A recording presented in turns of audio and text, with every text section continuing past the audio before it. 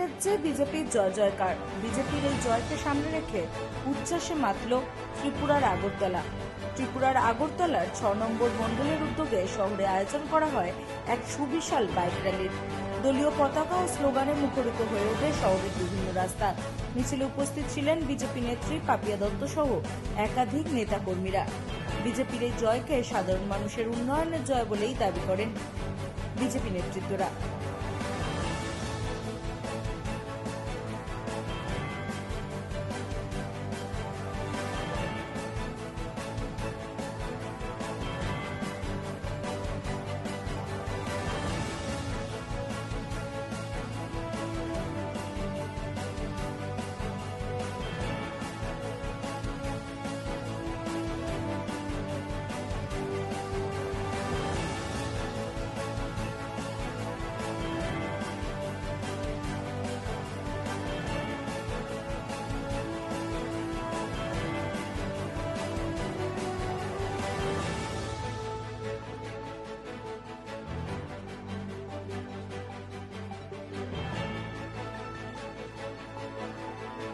মানুষ আস্থা রেখেছে, বিশ্বাস রেখেছে, ভরসা রেখেছেন, তার জন্য তাদেরকে ধন্যবাদ জানিয়ে আজ 6 আগরতলা মণ্ডল যুব মোর্চার উদ্যোগে একটি সুসজ্জিত বাইক র্যালি এখন অনুষ্ঠিত হচ্ছে।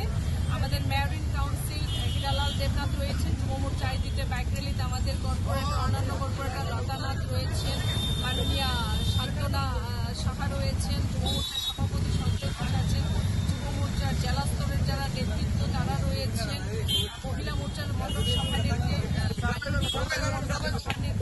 প্রত্যেক ওয়ার্ড সভাপতি এবং বুথ সভাপতি সকল স্তরের যারা কার্যকর্তা যুব ভাই আজকের এই র্যালিতে তারা উপস্থিত হয়েছেন। আজকের এই র্যালি থেকে আমি বিশেষ করে পশ্চিমবঙ্গে যারা ভারতীয় জনতা পার্টির কার্যকর্তা, যারা তৃণমূলের অপেক্ষা করে যারা এই বিশাল জয় এনে দিয়েছেন, প্রত্যেককে আমরা ধন্যবাদ জ্ঞাপন করছি। ধন্যবাদ জ্ঞাপন করতে চাই ভারতবর্ষের যশস্বী প্রধানমন্ত্রী নরেন্দ্র মোদীজিকে ধন্যবাদ জ্ঞাপন করছি। আজকের এই র্যালি থেকে আমাদের মাননীয় সর্বভারতীয় সভাপতি নীতিন নবীনজিকে ধন্যবাদ জ্ঞাপন করতে চাই। আমরা গোটা পশ্চিমবঙ্গের প্রত্যেক স্তরের নেতৃত্ব এবং কার্যকর্তাকে, এবং তৎসঙ্গে আসামকেও আমাদের ভুলে গেলে চলবে না। সেখানেও প্রত্যাবর্তন হয়েছে তৃতীয়বারের মতো সরকার আমরা আবার দেখতে পেলাম।